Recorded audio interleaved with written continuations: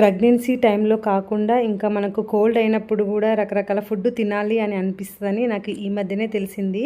So నాకైతే ఎక్కువగా 1 మంత్కి ఒకసారి లేకుంటే 2-3 మంత్స్కి ఒకసారి ఫుల్గా కోల్డ్ అవుతుంది. సో కోల్డ్ అయినప్పుడల్లా నాకు చాలా రకరకాల ఫుడ్ తినాలి అనేసి ఒకలాంటి క్రేవింగ్స్ అనేటివి వచ్చేస్తున్నాయి. ఎందుకు ఇలా వస్తున్నాయి అనేసి నాకు అసలు అర్థమే కాలేదు.